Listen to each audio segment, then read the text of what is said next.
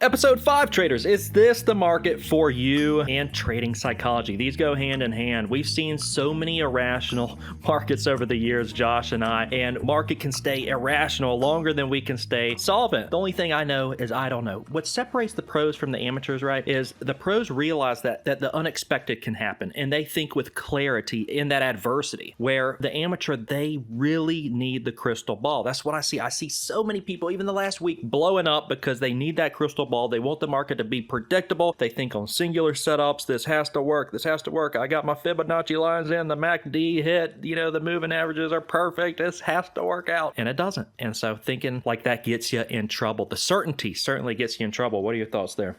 Yeah, 100%, my man. It's even like we've gone through, let's just say this year alone, from earlier in the year, how I was trading to where what we've seen over the past, especially I would say 3 months, but we'll 100% say last month plus. So going to July, August, we're finally seeing some spikers, some 100%, 300%, 500% movers. Then you head into early September. And of course, now what we just had this last week, you see 1,000, 3,000, 5,000% movers. And yes, that is the truth. That's moving that much in a day, where you think of normal returns in a year for your S&P 500, what have you, as 8 to 10%. No, You get that in a millisecond on some of these plays we've had recently. So is that for you? It may not be. And again, when you're trading certain patterns that maybe were working in January, February, March, I'll tell you right now, most likely aren't working here in August, September, into October. And so you have to learn to adapt and adjust. And again, if you can't adapt and adjust, if you're a newer trader, you have to learn to just wait for those setups to return for you, because right now is a different trading style than we had a few months ago. And so you have to and I've talked about this with the traders I do one-on-ones with, where they can't stand and trade all this crazy volume and validity up and down movement. So I tell them, wait, there will be a slower mover. Find and look for those. Or every day, traders can go over to like AMDLs, your TSLLs, and trade the ETFs of those large cap tickers. Those do only move about $1 to $3 every day, which is slow and steady. So you got to find exactly what market's for you and what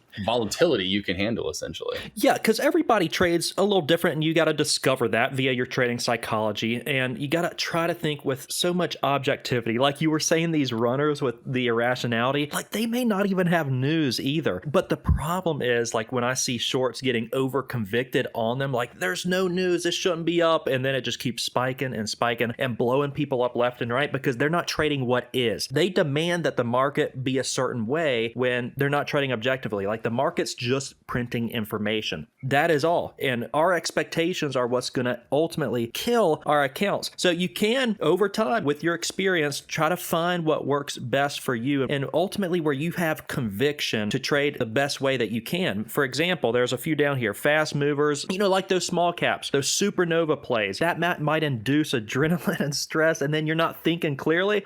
We've heard about the deer in headlights, right? The paralysis by analysis that so many traders go through. Maybe you want to trade the slower things where you can think with more clarity. Some of those large cap plays that just higher floats and they move a little bit more predictably, and you have that patience and more consistency on those setups versus some of the high flyers. That's right. Those high flyers, like we just talked about, the volatile movers. SPRB that just ran here this week was a big time mover. And if you can't trade that, have the patience, wait for, as I call, technical sound setups. Those slow and steady eddies. Those are the ones that build good trend lines, good bull flags, good downtrends, essentially lines, I would say, lines that you can put in and trade, versus those slow or those very low float, crazy volatile movers, not usually technically sound, and you can't put lines in and trade them, so you have to find your balance there in your mix of which of the two you can trade, for sure. Right. And that's going to take experience. Experience is the best teacher. Of course, you need mentors out there. I think it's important to discover that via, mentors and just experience. That gives you that combined gut that we've talked about many times, where it's almost intuition. It's almost intuition where like your setup, your edge, and you play that hand when it presents itself. But I think it's very important, Josh, that with these, like, we're not playing every hand. I see a lot of traders out there that they're trading everything. And I like to use the analogy at the poker table. I use it all the time. Like, are you going to play every hand, Josh? Are you going to, like the 7-2 offsuit, are you going to play that hand? Or are you going to fold it? Yeah.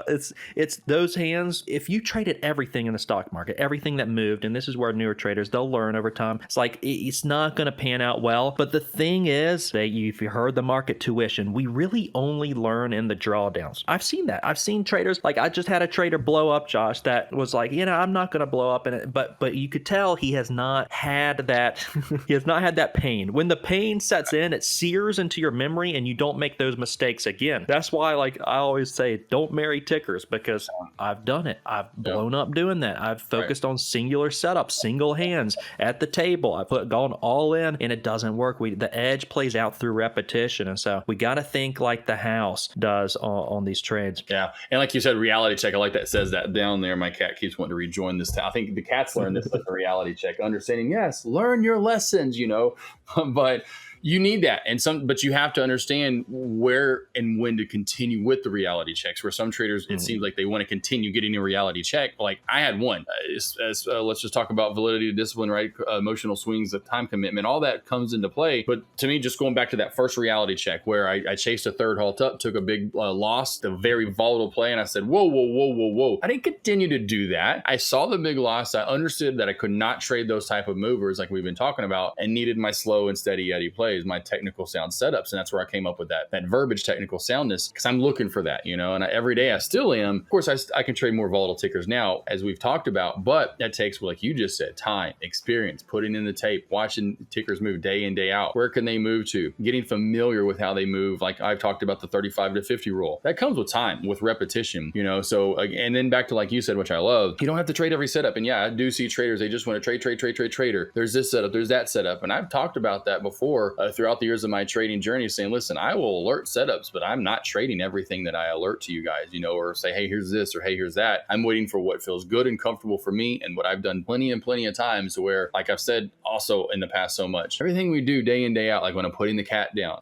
any small task, getting my phone to type a number in or call someone, or, even right now, just talking, it just comes naturally. I don't really have to do much thought process there. There's not an emotional tie to it for the most part. And that's where you have to get your trading. Yeah. And that takes discipline. What you just said, like where you are going to alert, I love that. You'll alert setups, but they might be C, they might be B, and then you're going to take the A, but you're finding the setups, and then you may size them differently too, like dynamic. If you have a C setup, like let's say you have a pocket fives, like you're not going to go in all the chips that you may on your bread and butter setup. This is all experience, guys, and it takes so much discipline to be able to do that, because when we have the freedom to trade as much as we want, now we can talk about this more because the PDT may be going down to a couple $1,000. When we finally have that freedom, it's good in a sense, but it's dangerous in a sense, right? There's a lot of dangers that come with having that freedom, because if you don't have that edge, if you don't know what your setup is and what it's not, you're going to be finding out via drawdown, because we can't, Josh, like we cannot equate more trades. A lot of traders do this. We can't equate more trades with more progress. And a lot of traders do that. It's like the more I'm involved in the market, the more people think they're going to progress on their trading journey. You know this too very well. It's like the best traders out there, they kind of sit and stalk and wait and lurk. And then when they get that ticker that's maybe, for example, euphorically, 1,000% in its backside, then they stab heavy, maybe against high a day at that point, and make a killing on that trade. So we need to ask ourselves just some reflective questions, guys.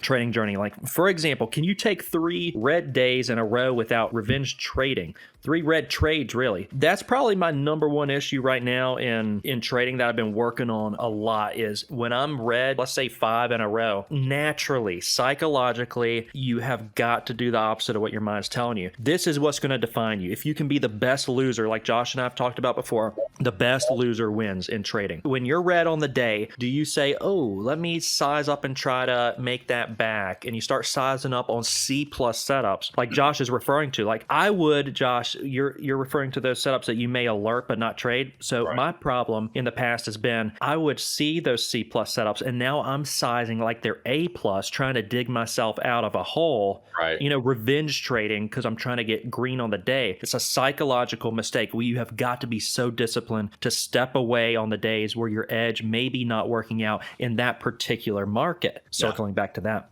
Yeah, 100%. Yeah, and you got to see the day, because some days it's that intermittent, in my opinion, where you're hitting a stretch, of course, and you'll have that. And most times it's a trend. You see the trend overall that's working, and this is generally speaking the trend you need to be trading. But intermittently within that same trend that you'll see overall that last 2, 3, 4, 5 months, there will be days within that trend is just not working for whatever reason. That's fine. It's going to happen. But you have to understand, you have to, like you just said, people want to be in the market for months and months and then years and think that it's just going to click. I'm like, no.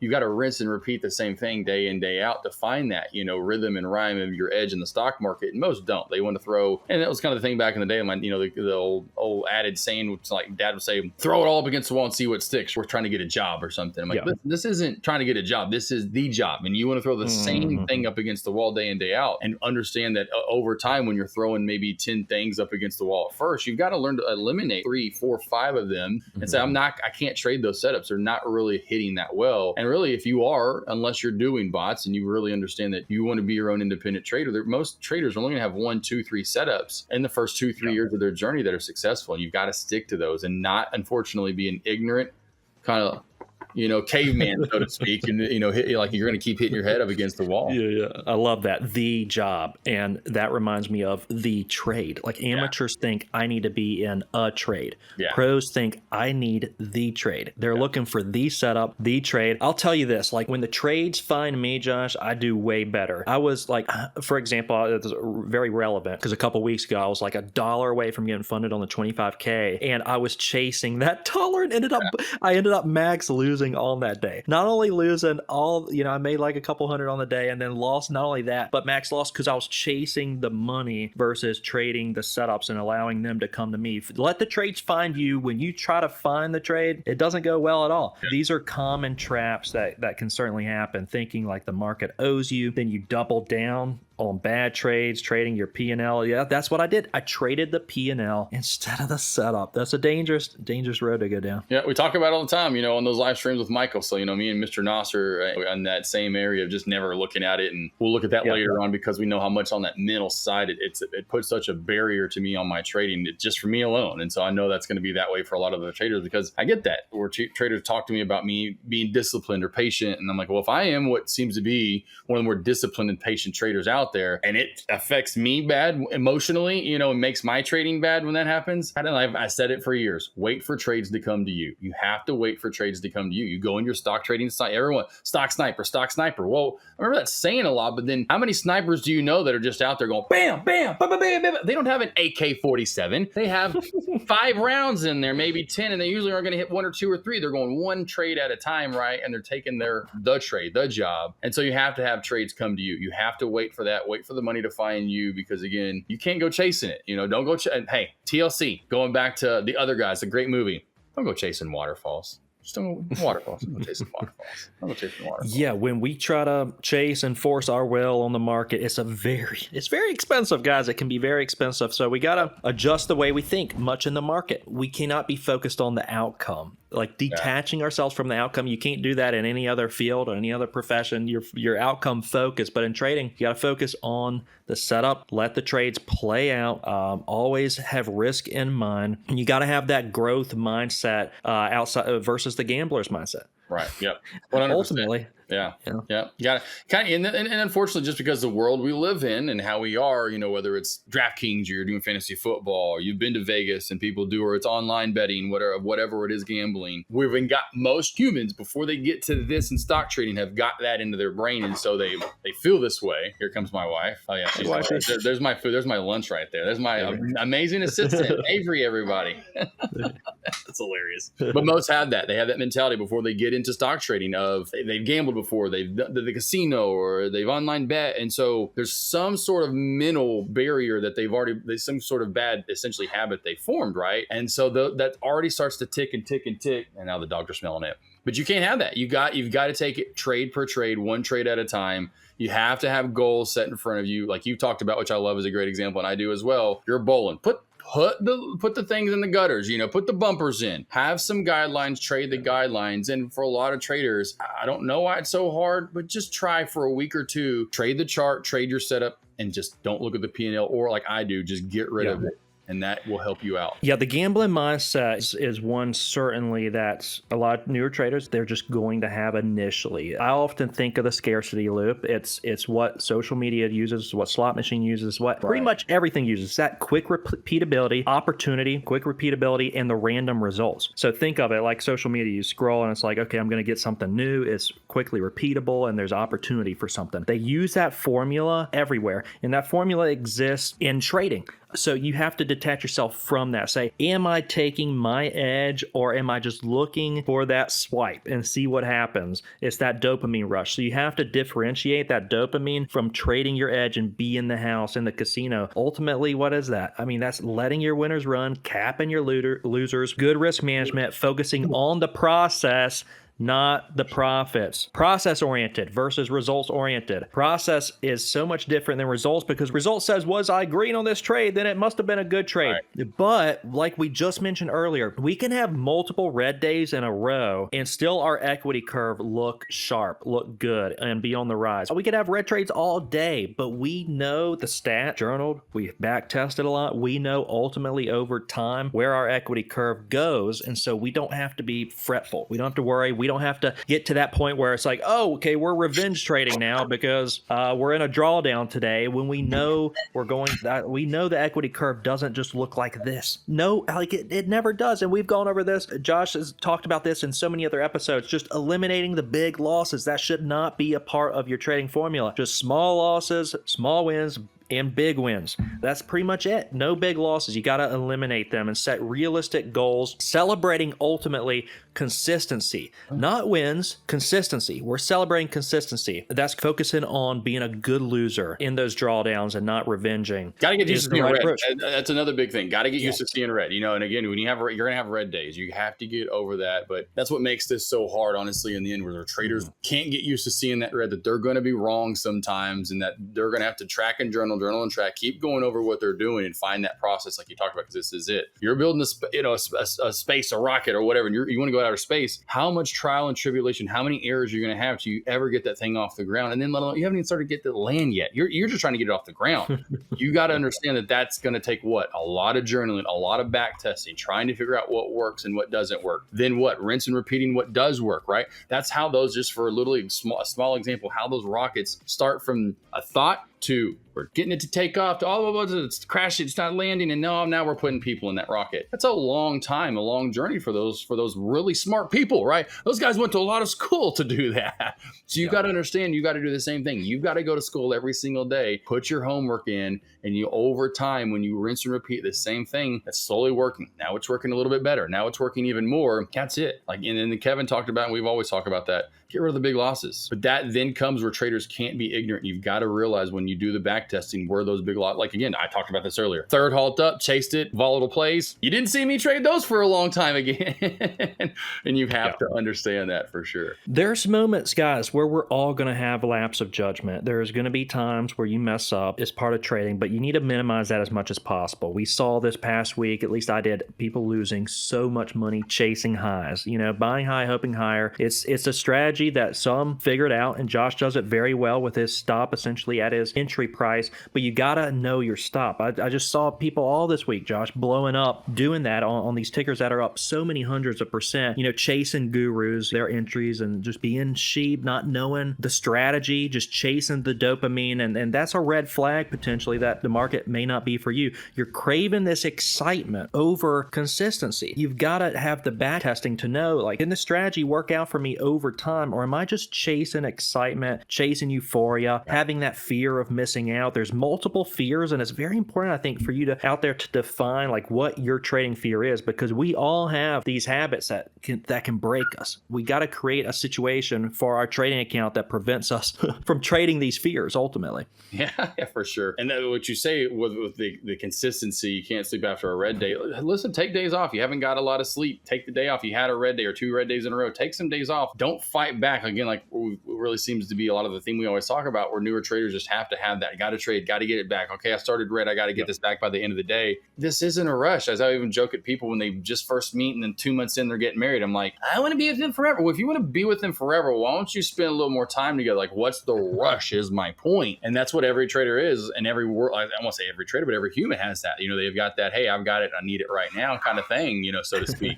It doesn't have to come right now. It can wait months, years down the line. And that's the thing too. What I say, if you're going to want to do this forever, I want to marry and be married, you want to do this forever, give it time. Give it some time and understand that it just takes time to get this. With most traders just want to get. There are days, I know I stream live all the time now, but there are days in the past where there was something happened either the day before, I didn't get a lot of sleep. I wasn't pressuring it that next day, or I've had some red days. I'm not pressuring to have to get back and make all this money back and or trade the next day. Like and real quickly, there are traders that they want to trade every day. Oh, I can't wait till Monday again. Enjoy the weekend. Take that time off. Go back test and back study. You do some homework. It isn't I got to trade. I got to be when the market's open. I got to be. No, that's not where all the learning is going to come from. It's after the losses and going back and doing your homework. Yeah, absolutely, guys. I think ultimately it's going to take years. So Josh and I have pointed that out several times. It's going to take losses and it's going to take years. That old saying goes, Josh, the stock market makes rich people poor, poor people rich. Now, why is that? I mean, we know why it is. Josh and I have been doing this 10 years, guys. I mean, it's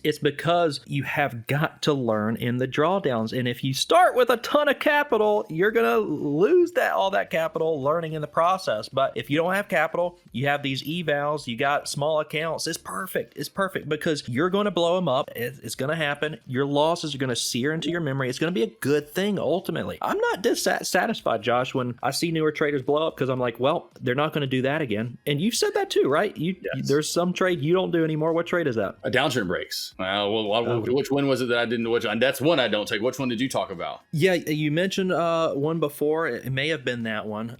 But yeah, I know you alluded to that, and same for me. Like I would go all in on like a certain setup. At first it was for breakouts. Yeah, at first for sure it was that. But downtrend breaks I never take. I'll alert certain setups for sure that I know that I see that it probably could possibly work. But again, they come to that. They go to that C, B minus category of and then I always think of the 80-20, 90-10 where that setup isn't an 80% win rate. It seems to be like more of a 50-50, which is fine. But I want that, I want to track and journal something that like every time I looked at it and I back tested it over the X amount of months, it has this, win rate. And yeah, there are certain ones that I just don't trade for sure, especially anymore, just because of that. It's just one of those things where, I don't trade breakouts hardly ever. I mean, just because I was never good at them and they're hard to trade. And so I'll alert it and then it'll break out and go like $5 and never give me a bounce play. And I'm like, well, alerted the breakout, should have taken it. But you just let it go and move on to the next trade and ticker. Yeah. So Josh and I have experienced so much pain that we don't do that anymore. Like I traded with certainty on certain setups that I was so convicted with. And these days it probably annoys the people in my room, but I'm never lasered in on one. Like I may have 10 different tickers I'm looking at and I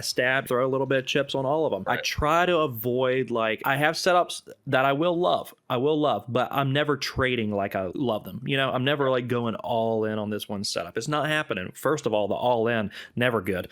Never good to go all in. And secondly, we just want to be process oriented. As this last slide says, guys, we want to not focus necessarily on the results, but be on the process. And your equity curve ultimately is going to look very good if you focus. Money's a byproduct. Money's a byproduct of trading well. Focus trading well. Do what Josh is saying. Just avoid looking at the P&L. Trade well. The chart will play itself out, and so will your equity curve. Always, man. Always, always, always. That's the principle, essentially rinse and repeating what I've already said, but that's it. And a lot of the stuff that you'll hear, it's repeating what I've said before over and over and over. And that's where then my trading is. It's rinse and repeating that over and over and over. And so it gets ingrained to the brain. Like I said, I get in the car and I drive. There's no thought process. I can be in my car driving. I could probably be one of those females doing my eye, man. I'm on the phone and I'm doing my nails and like, this dude, how much he gonna do at the same? Because you can, but that's how you should be able to be when you're trading. It's where you can find trades like Kevin's talking about and be able to not be solely attached to them, because you don't. You want to find your trades, find your setup, and move on to the next one. Because if you do this, like I talk about for a long time, you're going to have hundreds and hundreds and hundreds of trades. So you have to understand that, Yeah, know the data over the series of trades, not singular trades, the series. But muscle memory, like you said, muscle memory, that's what it comes down to. But that's episode 5, guys. Last word to you, Josh. Great episode. Love this one. Yeah. And listen, when it comes back to understanding, I would just paste it on that process versus results oriented. Understand that. I said that before. It's going to take months, if not years, for you to get it down. Very few traders I know get this within a year. So know that it's going to take you 2, 3, possibly to even get close to being profitable. But it's about the process. Stick to the process, the results will come, and that's the goal. Absolutely. All right, traders, we will see you in the next episode.